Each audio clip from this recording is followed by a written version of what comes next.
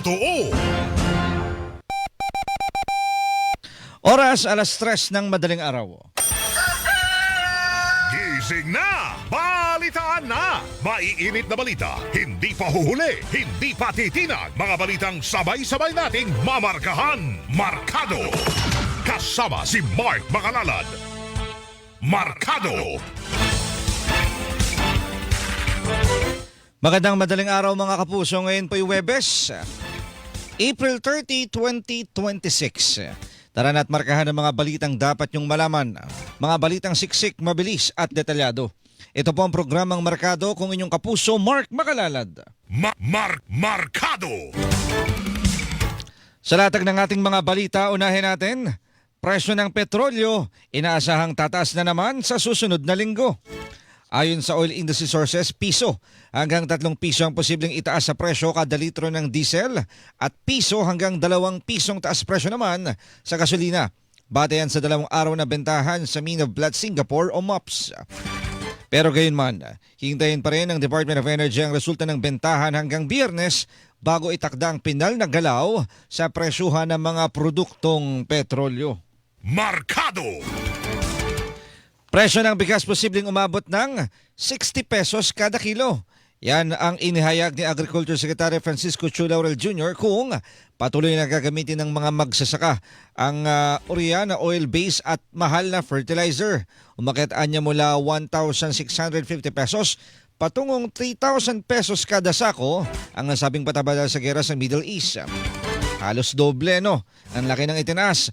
Sa pagdinig ng Protect Committee ng Senado, sinabi ni Laurel na nasa 50 pesos kada kilo ang average na presyo ng bigas mula sa 42 pesos bago magkagera. Markado! Halaga naman ng piso kontra dolyar sumadsad pa sa pinakamababang halaga sa kasaysayan. Ayon sa Bankers Association of the Philippines, nagsara sa 61 pesos and 56 centavos ang palitan ng piso kontra dolyar kahapon. Mas mataas yan ng 26 centavos kumpara sa 61 pesos and 3 centavos kada dolyar nitong Martes na itinuturing na bagong all-time low. Bago yan, pumalo muna sa 61 pesos and 62 centavos kada dolyar ang intraday trading kahapon. Markado! Trade Union Congress of the Philippines o TUCP magkakasa ng malawakang kilos protesta sa Labor Day. Ayon kay Carlos Miguel Oñate, pinanawagan nila sa pamahalaan ng tema na itaas ang sahod ng mga manggagawa at ibaba ang buwis. Inaasahan ng grupo na makikisang iba't ibang militanteng grupo sa kanilang gagawing pagkilos. Iginitin ng TUCP ang 200 pesos na aumento sa arawang sahod na inaasang makatutulong sa mahigit 5 milyong minimum wage earner. Markado! Grupo naman ng mga manggagawa na gaya ng petisyon na humihiling na itaas para na humihiling na itaas para hilingin na itaas ang minimum wage sa Metro Manila. Inayon ang petisyon ng BPO Industry Employees Network o BN sa Regional Tripartite Wages and Productivity Board NCR. Hiling nila itakda sa 1,200 pesos ang minimum na sweldo. Katwiran ng grupo, kulang na kulang ang 695 pesos na minimum wage kumpara sa 1,266 pesos na kinakailangan kada araw ng pamilyang may 5 miyembro para makapamuhay ng disente. Markado! Ang hirap kasi sa taas ng presyo ng mga pangunahing bilihin. Sabayan mo pa ng kuryente. Yan ako. Kuryente lalo na singil sa tubig, renta sa bahay at iba pa. Talagang kulang na kulang yung sinasahod ng mga manggagawa po natin ngayon. Kaya nga may iba, 'di ba? Ang ginagawa nila meron na mga part-time job. May iba, mga kilala, 2 trabaho ang ginagawa para lamang matustusan yung pangangailangan nila. Kaya mahalaga na may sapat na sahod para matustusan din yung mga pangangailangan. Mga aning sibuyas itinatapon na lang ng mga magsasaka sa Sablayan Occidental, Mindoro. Sa viral post ng isang Dennis Maliksi, sa sobrang dami anya ng inaning sibuyas, itinatapon na lang ang mga iyon dahil walang bumibili. Makikita sa video ang sako-sakong sibuyas na itinatapon na lamang ng mga magsasaka sa isang hukay. Ganyan niya karami ang sibuyas sa Mindoro at nagsisimula ng mabulok dahil wala nang pag-iimbakan. Nalulungkot lang dahil nagiging cycle na. Paulit-ulit na kwento na may mga nabubulok tayo na mga ani dahil kulang tayo sa mga storage facility. Walang mapaglagyan yung mga ani at nabubulok na lamang dahil walang bumibili. Tapos darating yung panahon, biglang tataas yung presyo ng sibuyas. Naalala nyo nung umabot ng mahigit 700 pesos per kilo yan, di ba? Yung mga ganong klase, tapos mag-i-import tayo. Ito ba ano bang plano dito ng Department of Agriculture? Para naiiwasan yung mga ganito. Kasi sayang pagkain yan. Diba? Mga pagkain natin, sana kung naiimbak ng maayos at may mga bumibili, hindi aabot sa ganyan. Sibuyas pa lang ang pinag-uusapan natin. May mga pagkakataon, mga kamatis din, nabubulok, nasisira. Markado! Presyo naman ng luya sa Nueva Vizcaya tumaas dahil sa kakulangan ng produksyon. Ayon kay Engineer Kurt Alfaro, General Manager ng Nueva Vizcaya Agri Terminal, apektado ng mataas na presyo ng petrolyo ang mga magsasaka dahil nababawasan ang mga biyahero at ang mga bumibili ng gulay sa mga magsasaka na nangangahulugan na bumababa ang demand. Sinabi pa ni Alfaro na hindi pa naman apektado ang Nueva Vizcaya ng tagtuyot na nararanasan na ngayon sa kalapit na lalawigan ng Cagayan. Markado! Department of Agriculture binuhay ang Task Force El Nino para mapaganda ng epekto ng El Nino sa bansa. Sinabi ni Agriculture Assistant Secretary Arnold de Mesa na ikinakasa na ang koordinasyon sa iba't ibang ahensya ng pamahalaan na may kaugnayan sa agrikultura. Kasama rito ang paghahanda ng mga binhi ng mga produktong mabubuhay sa panahon ng tagtuyot, ang paglalagay ng mga solar-powered irrigation sa mga lugar para sa maayos na groundwater, pagsasayos ng daluyan ng tubig at sapat at maayos na abono.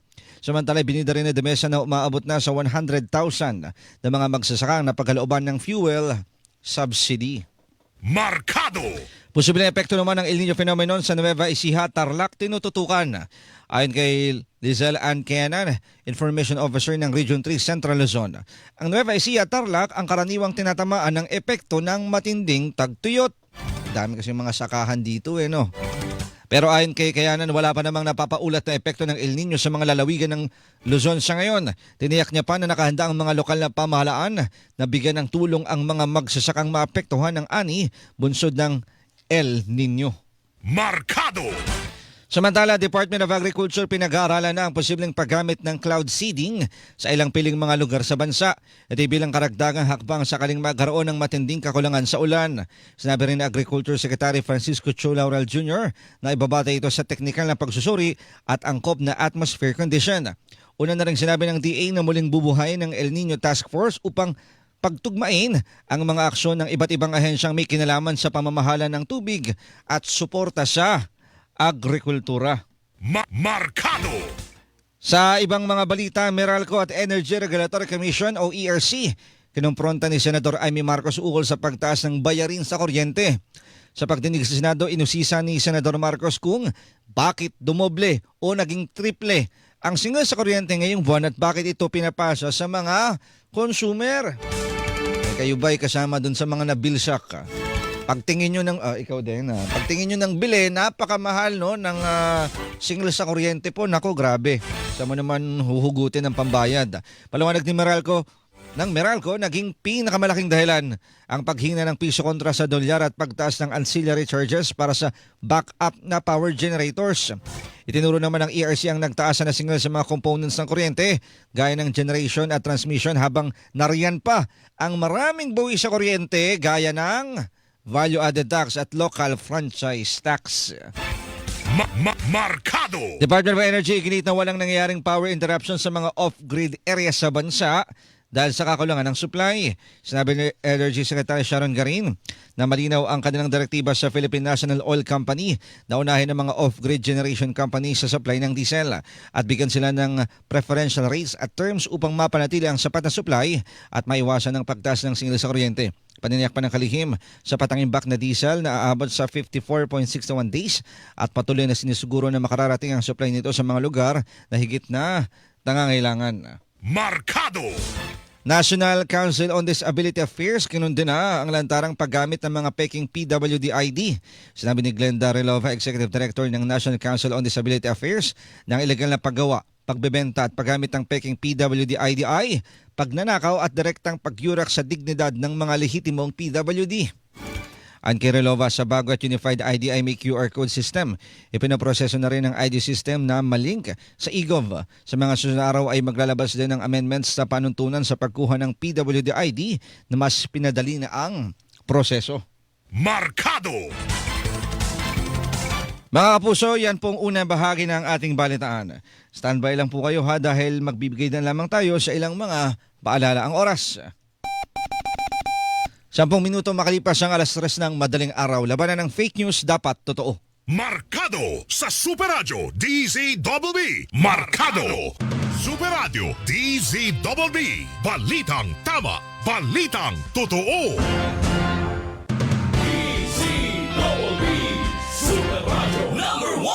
Mercury Drug, gising 24 oras sa mga piling lugar. Mercury Drug, tumutulong para sa kalusugan ng bayan. Para sa iba pang impormasyon ng kanilang serbisyo, bisitahin ang website www.mercurydrug.com. Pagbabalitang walang kinikiningan, walang pinoprotektahan, walang kasinungalingan, serbisyong totoo lamang. Super Radio DZBB. Hindi pa huli, hindi pa titinag.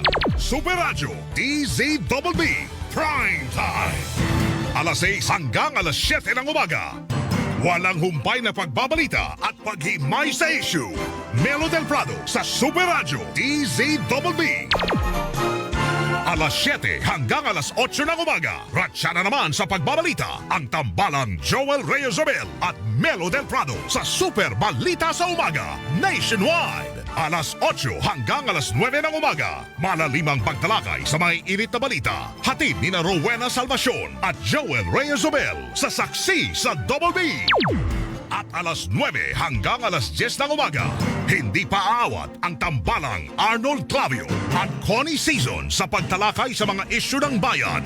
Sa one-on-one, walang personalan.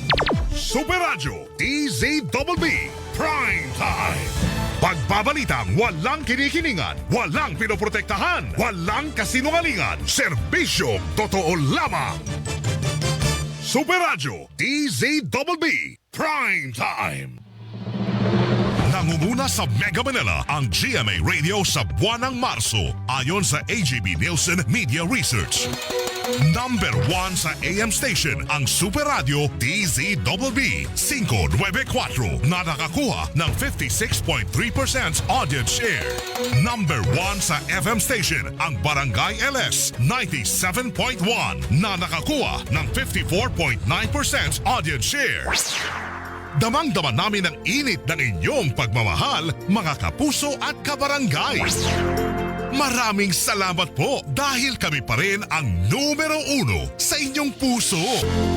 Super Radio DZBB at Barangay LS 97.1 GMA Radio number 1. Para hindi mahuli sa mga balita, sundan ang mga social media account ng Super Radio DZBB. Mag-subscribe sa aming YouTube channel at i-follow kami sa Facebook, TikTok at X. Hanapin lamang ang Super Radio DZBB para makita ang aming mga official social media account. Tutok na para sa mga balitang tama at totoo, mga kapuso. Mercury Drug, gising 24 oras sa mga piling lugar. Mercury Drug, tumutulong para sa kalusugan ng bayan. Para sa iba pang impormasyon ng kanilang serbisyo, bisitahin ang website www.mercurydrug.com. Pinakamainit at pinakasariwang balita ang yatid namin sa inyo. Ako naman ang inyong kapuso, Action Man, Emil Sumangil. Ginawaran ng Media Excellence in Radio News Anchoring sa male category sa Laurus Nobilis Media Excellence Awards 2026 ng Lyceum of the Philippines University, Cavite. Emil Sumangil ng Super Balita sa Umaga tuwing Sabado. Maraming salamat, mga kapuso!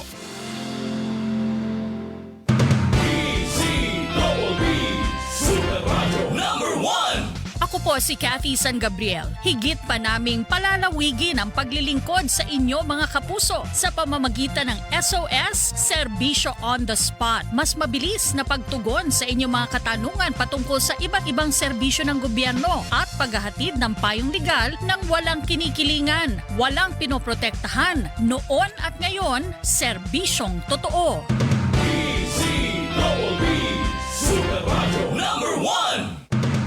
DZBB, Balitang Totoo. Kayo'y nakikinig sa Markado.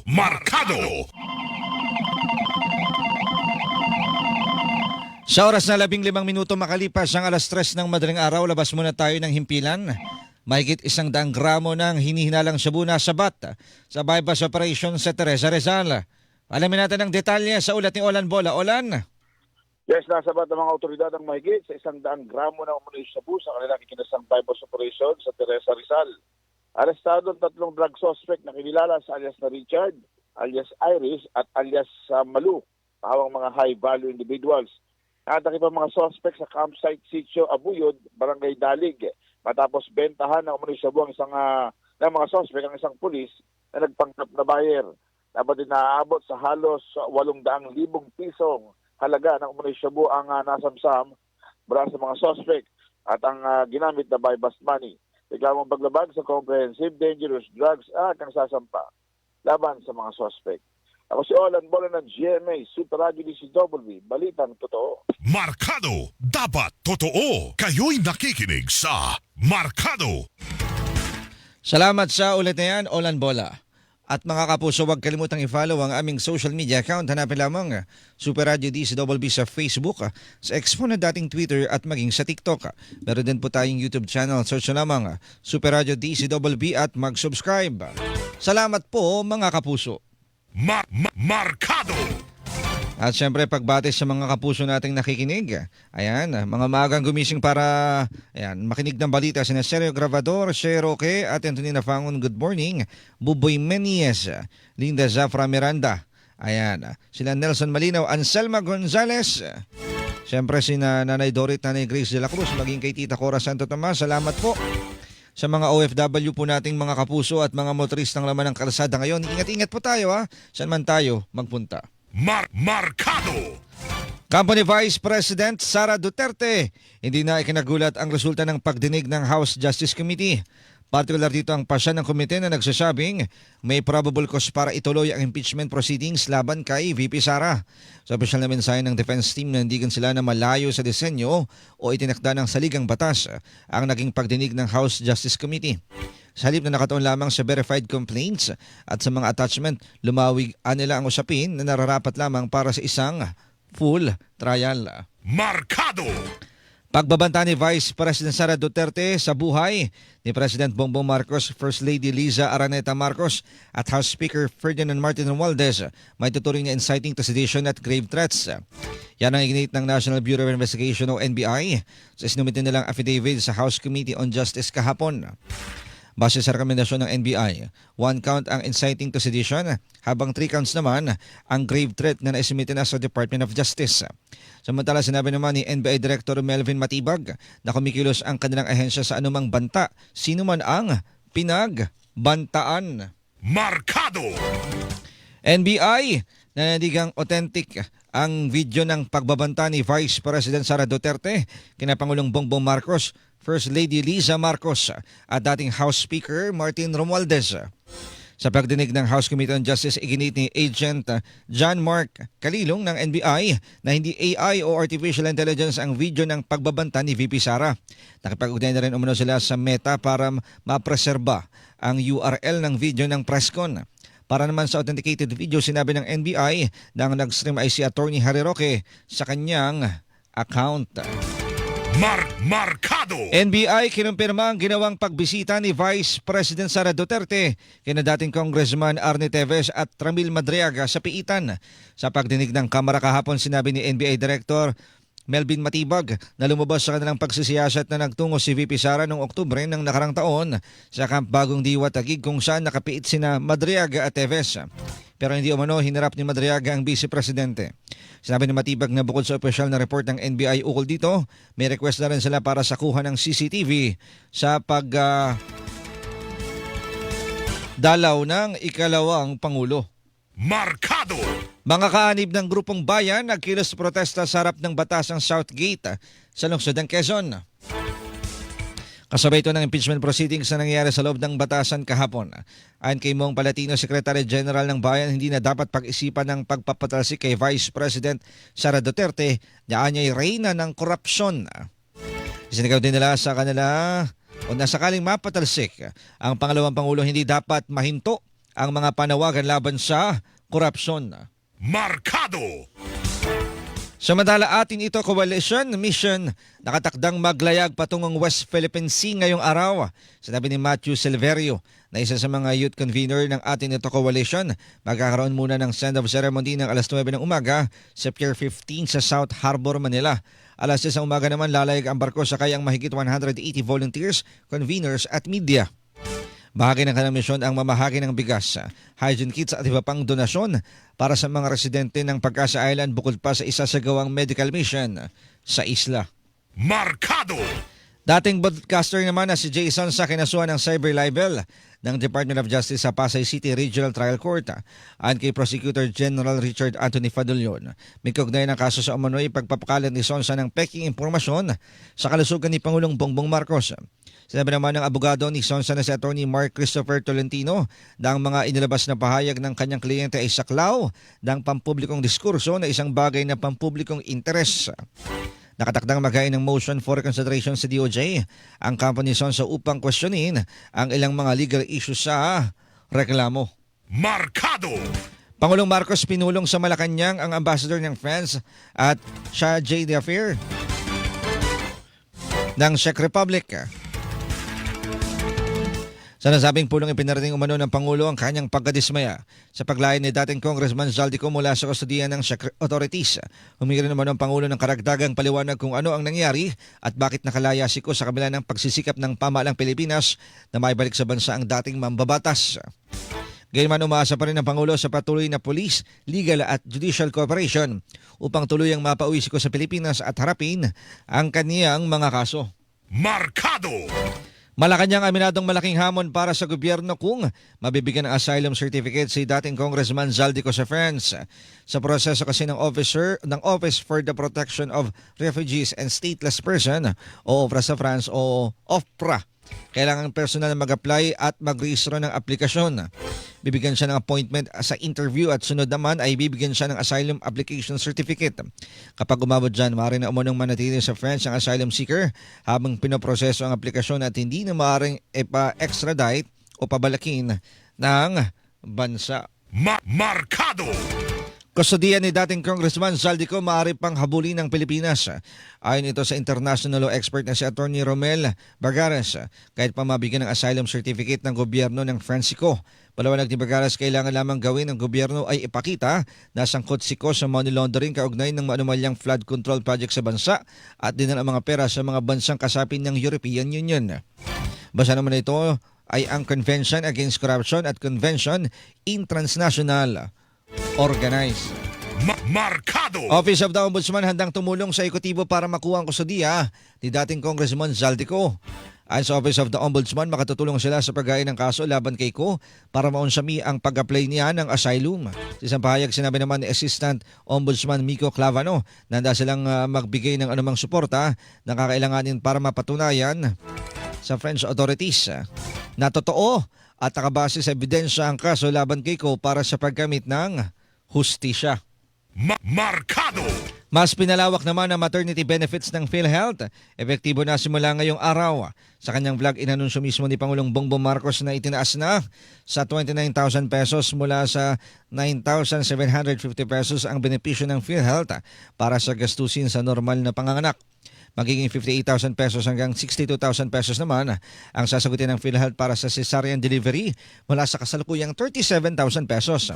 Pinalawak din ang prenatal care na mula sa 4 na check-up ay 8 check-up na ang sasagutin ng PhilHealth, kasama na riyan ang mga bakuna at laboratory test, pati ang 3 follow-up visit pagkatapos manganak. Markado! Bureau of Customs sa BOC nakakolekta naman ng kabuang 99.5 million pesos mula sa kanilang mga public auction para sa taon na ito. Sabi ni Customs Commissioner Arnel Pomoceno na bahagi ito ng pagiging bukas at pag-generate ng pondo para sa mga programa ng gobyerno. Ayon kay Pomoceno, ang public auction initiatives ng kagawaran ay magsisiguro na nadidispose ng bukas, tama para sa kapakinabangan ng publiko ang mga nasamsam na forfeited goods. Kabilang sa auction ay at matagumpay na naibenta kamakailan ng BOC ay isang Rolls-Royce Phantom Model 2023 sa halagang mahigit 25.5 million pesos kasama ang registration fee. Markado! 12 OFW na narepatriate mula Israel, nakatakdang dumating naman ng bansa ngayong araw. Ayon sa Embahada ng Pilipinas sa Israel, ito ang kauna-unang repatriation flight mula nang muling magbalik sa normal na operasyon ng pangunahing paliparan ng Israel kasunod ng ceasefire. Inilipad ang mga OFW lula ng L at flight patungong Bangkok kung saan ililipat sila sa connecting flight ng Philippine Airlines. Kaugnay nito, muling nanawagan ng embahada sa mga Pinoy sa Israel na nais magpa-repatriate na makipag-ugnayan sa kanila sa pamamagitan ng pag-fill up ng form na makikita sa kanilang official Facebook page. Markado! Business angle o may kinalaman sa negosyo, tinitignang anggulo sa pagpatay sa 2 lalaki kahapon sa EDSA Timog Avenue, Quezon City. Ito ang sinabi ni Police Major Jennifer Ganaban, hepe ng Public Information Office ng Quezon City Police District. Samantala, sinabi naman ni Major Ganaban na nakita ang inabandonang motorsiklo ng riding in tandem Scout Ralios Corner Scout Ebardolasa sa Quezon City. Sa mga sinuring kuha ng CCTV, nakita na nagpalit pa ng damit ang 2 salarin, nagpatid sa tricycle patungong Quezon Avenue at doon sumakay ng jeep. Markado! At Quezon City Police District o QCPD Station 10 dumepensa sa mga batikos kaugnay ng ambush incident sa may kanto ng EDSA Timog Avenue nitong Martes. Hindi nakaligtas sa batikos ang QCPD Station 10 matapos hindi makaresponde agad, gayong halos isang kanto lang ang layo ng kanilang himpilan sa pinangyarihan ng insidente. Paliwanag ni QCPD Station 10 Commander Lieutenant Colonel Zachary Capelan, agad naman silang nagkasa ng dragnet operation matapos matanggap ang impormasyon at inalerto ang lahat ng istasyon ng QCPD. Pero aminado sa kabila na ang pinanghawakan lamang nila sa mga oras na yun ay ang impormasyon mula sa 2 traffic enforcer ng MMDA na naging saksi sa pangyayari. Markado! Kaya nga kailangan pagka ganyan mabilis, no? Yung pagkatawag, responde agad, lalo ng lapit lamang ng police station. At mga kapuso, dyan na po nagtatapos ang ating balitaan. Mga balitang siksik, mabilis at detalyado. Salamat po sa mga nakasama natin sa loob at labas ng himpilan. Huwag bibitiw, huwag mawawala. Antabayanan po ang susunod na programa. Umaga na balita na kasama si Alan Gatus. Mga kapuso, dito sa DCWB, walang kinikilingan. Walang pinoprotektahan. Noon at ngayon, serbisyong totoo. Markado! Markado! Sa Super Radio DZWB!